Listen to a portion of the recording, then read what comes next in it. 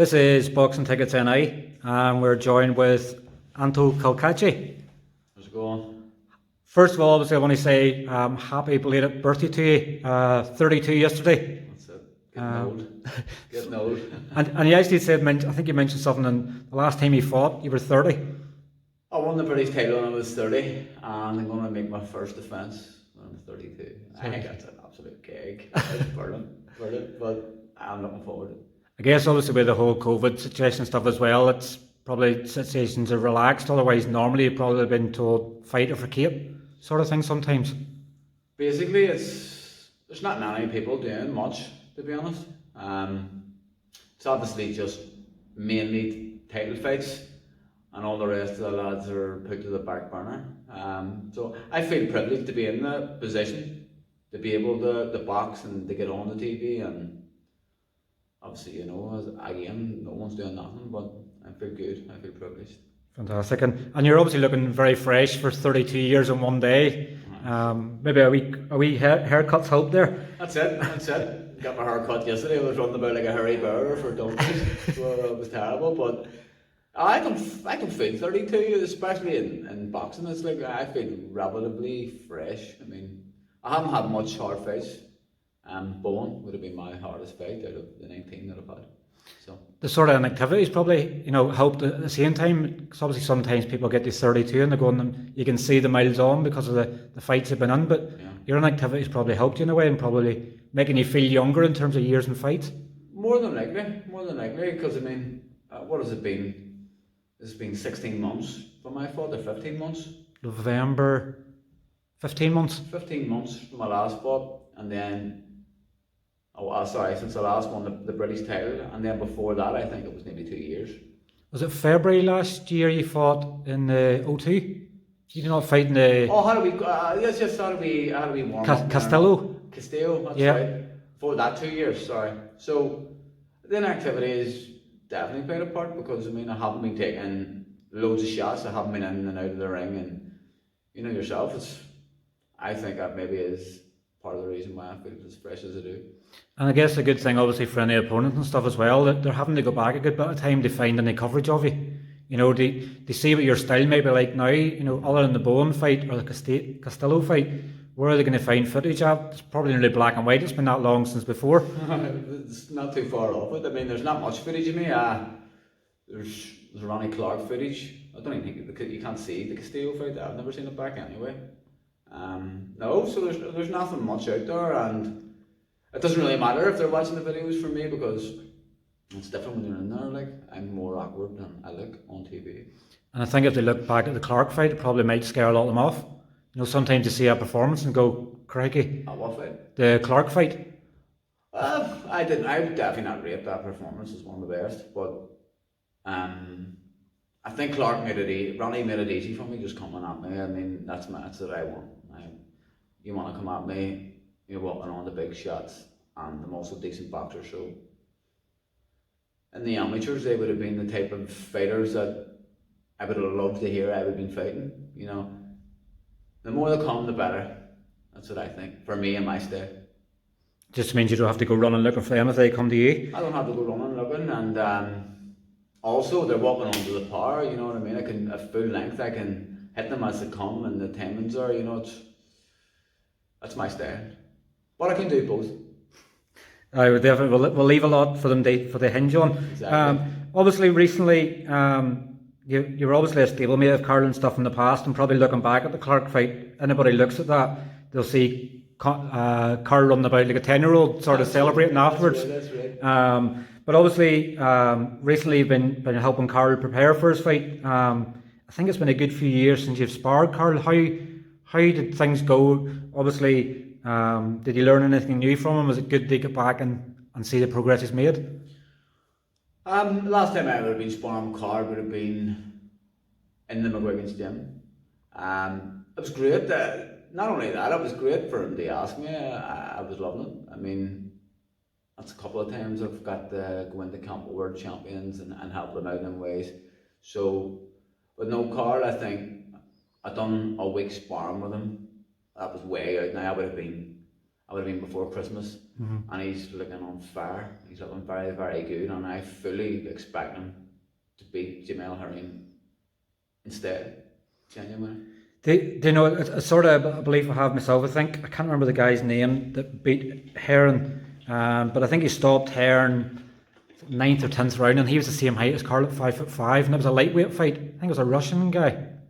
Oh, yes, it's on the record. I don't know. I wouldn't know him. I've seen recently that on YouTube they've taken down footage of that, so whether that's been instruction so that Carl doesn't have sort of something to go off. But when I look back at that, you know, people sometimes look at Herring and go, the size of him. But Carl's been used to it his whole life. Everybody's fought. Yeah. You know, unless he's fighting a kid at the corner shop, it's going to be smaller than him. That's very true.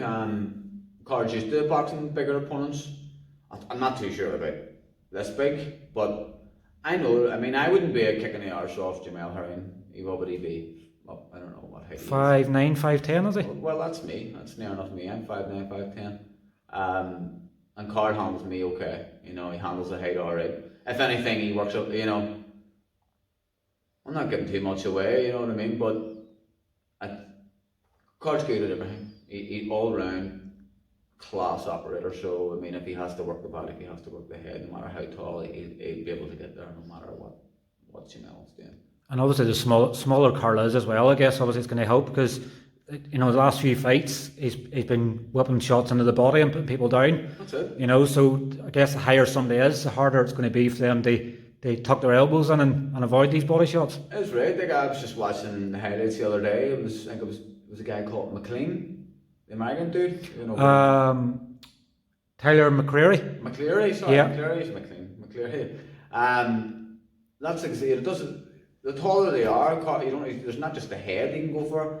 You know, I can see the couple of shots that he put him down with. I think he's tapping into the head. He was down with a double body shot. I mean, he's wicked puncher. So he carried the power up the super featherweight. So you know, there's no problems here. There's no problems. I think that was 2 broken hands as well. Exactly. Broke both hands and obviously having to aim because obviously I think he said the body's softer than the head, so obviously he uses the experience there to go, let's just happen to the body. Well, it just shows you how hard he hits and it shows you that he's carried the power up with him, you know, so he's actually punching better to the body than I've ever seen, you know, so.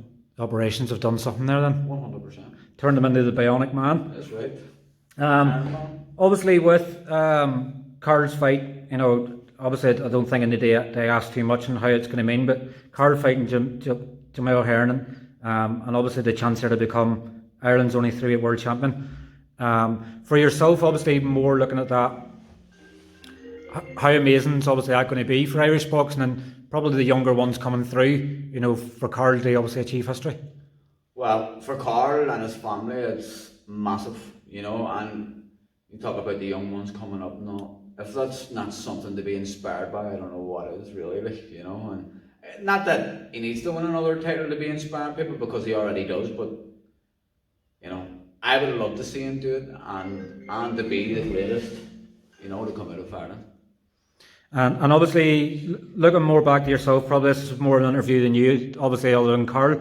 But obviously, it hasn't been officially confirmed by Frank yet, but obviously it's too well known. You're fighting Leon Woodstock on the undercard. And it's actually going to be the 3rd time of obviously trying, obviously with you having mouth issues and stuff last year. What do you make of Leon? Not that obviously I want you to trash talk him because you yourself you won't trash talk anything, but what have you made of him? And I guess obviously it's a good benchmark. He's lost to Zephyr Barrett and Archie Sharp. What have you made of him? I think he's actually out the ring about 6 months more than you, so probably you'll be the fresher man of the two. I suppose we both aren't too fresh when you look at the time difference out of the ring. You know, it's for anyone. There's going to be ring rust, 100%. But he seems alright. I mean, he's a young kid with dreams. You know, what age is he? 25, 26? I think he's a couple of years younger than you now. Yeah, and he's got a wee kid and whatever else, and I'm sure he wants to come and prove a point.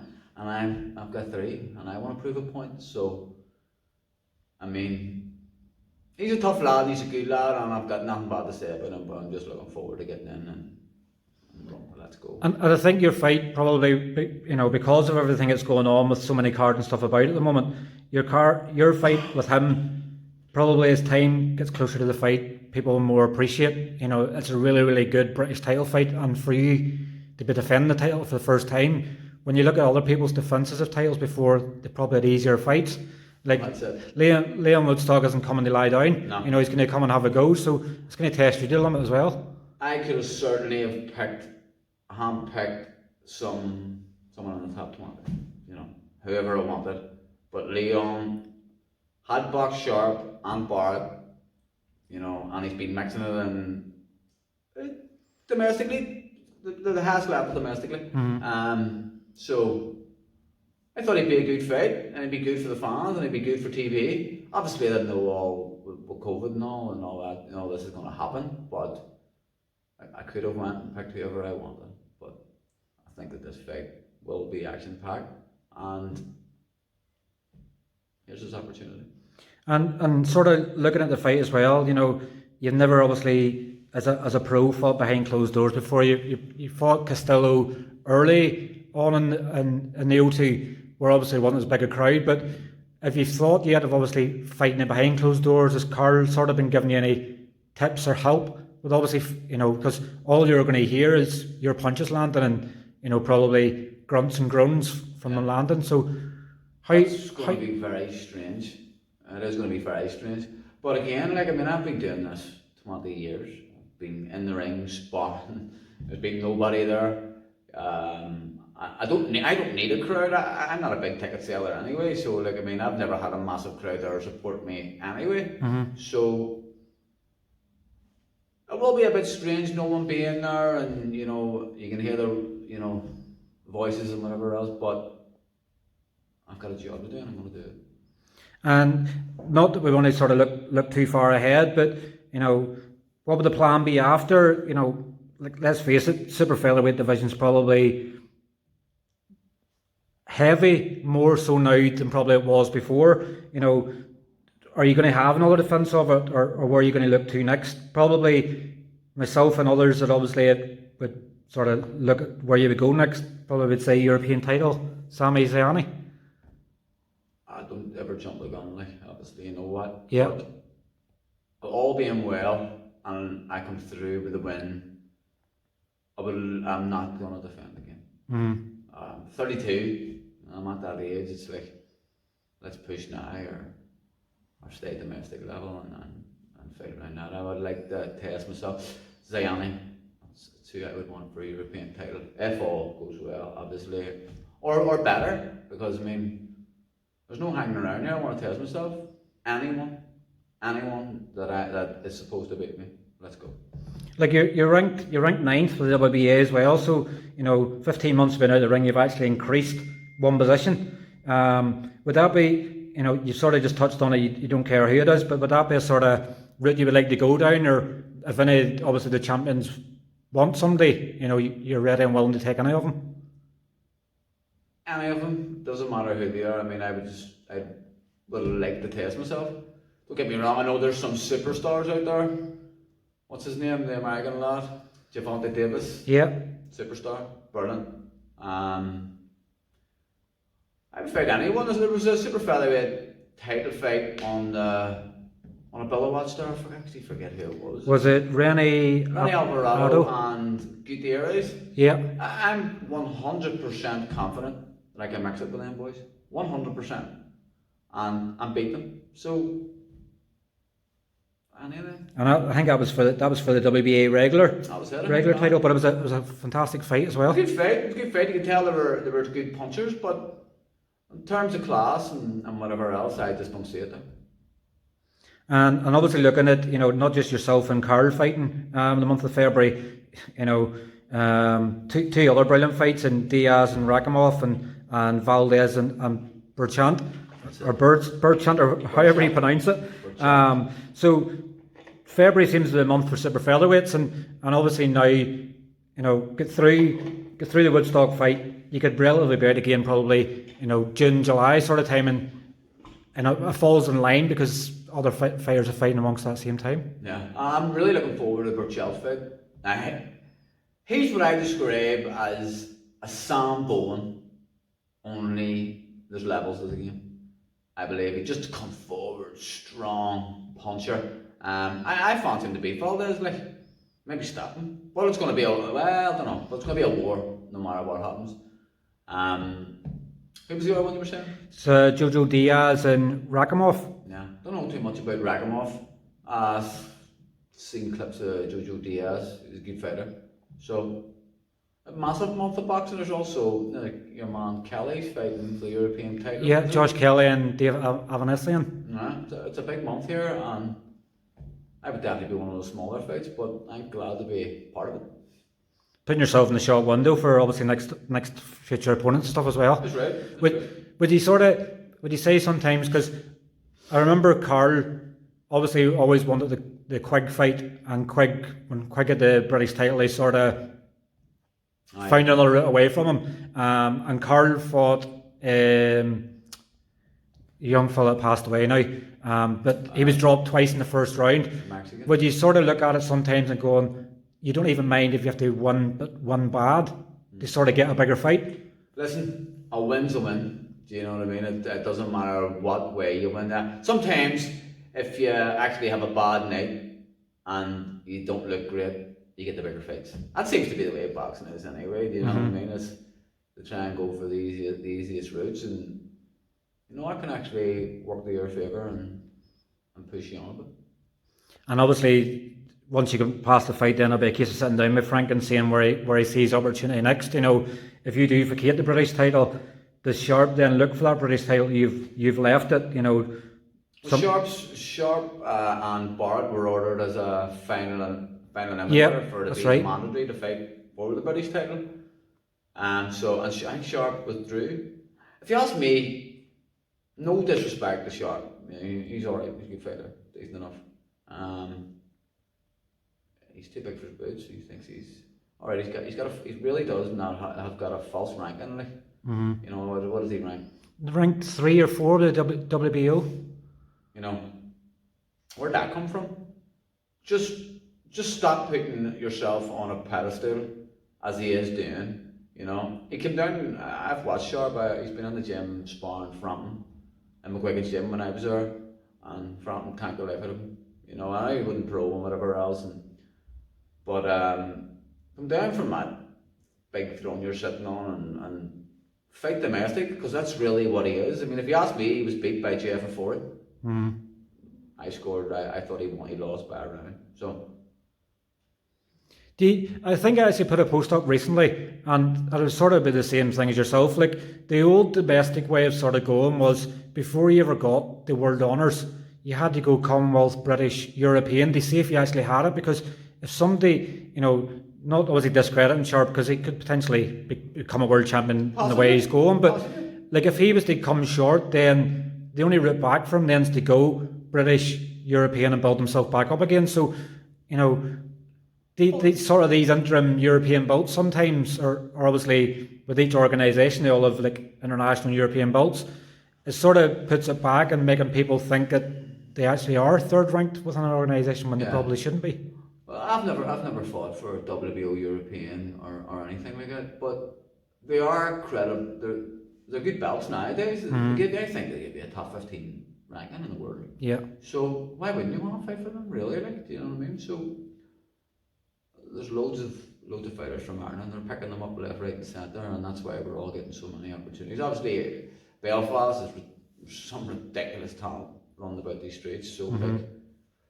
I mean, again, if I got the opportunity to fight for it, I would fight for them. Do you know what I mean? But Sharp's working off his, what was he, WBO European champion, was he? Did he pick that up then after? Because when you fought Bowen, obviously you didn't get Bowen's WBO ranking. No, I never got it. He was ranked number 7, 6. Yeah, I think he was high up.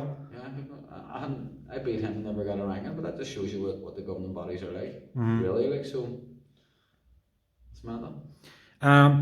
Before obviously sort of letting you go, I know another close friend of yours, Paul Hyland Jr. Just had obviously his fight postponed with Liam Walsh.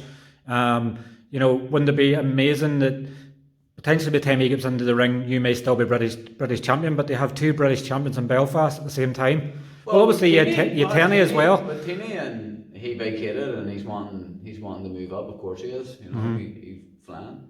So that would be great. I mean, like when you really think about it, I mean, there was me. I live flat down in Andytown. You know, in the middle of Andytown. Tiny's pole glass, halos in between. You know, we're talking 3-4 miles here. Do you know what I mean? It's amazing. It's absolutely amazing. I love to see it, and I really wish Halo all the best. Obviously, the fight's been put back with Walsh, but it's a good fight and it's a good time to get Walsh. I rate Walsh very highly. So it'll be a good fight, and I hope Halo knocks him out. Does the business, definitely. As I said, everyone will be hoping of herself. Obviously, finally then, you know, I know everybody likes to have a plan in place of obviously where they want to be and things, but where would you like to see yourself in the next 12 to 24 months? You just turned 32, so you're probably you're not just going to sit and hang about. You want to get progress as quickly as you can. So where would you like to be in the next 12 to 24 months? All being well, when my next fight, I would like to. Obviously, I would like to be I would just like to have big fights and to be recognised as a good fighter.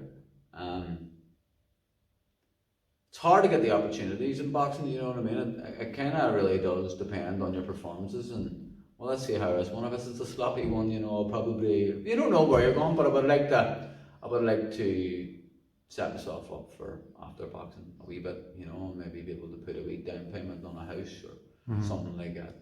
That's the very least I would like out of boxing. The only thing you probably wouldn't look at is, you know, everybody seems to be. I seen John O'Carroll yesterday. It said obviously if Carl wins or loses, he's still looking at that fight. You know, you have Archie Sharp obviously calling for the WBO belt, and then you have Shakur Stevenson's obviously moved up, and he'll fight the winner. Yeah. You know, of who Carl and Herring are. So when you sort of look down the WBO route the next 12 months. Probably the WBA route's probably your best example, because let's face it, Gervonta Davis probably isn't going to hang about at Super Feather, so there's maybe an opportunity there to get a final eliminator somewhere. Be good. Or they get hand picked for the fight for the title would he be even better. So John O'Carroll, he's got no chance of having them fights, you know. John was beat by what's his name? Maxie Hughes. Good fighter, very underrated. He fought Martin Joseph Ward a couple of times. Very unlucky, he should have beat him once. Jono, I don't know, Jono's another one, puts himself on a pedestal, you know, come back down. I think Jono has to get a good win domestically first before he can even start talking about them things. But be an interesting year for everyone, and I wish everyone every success, no matter what I'm saying.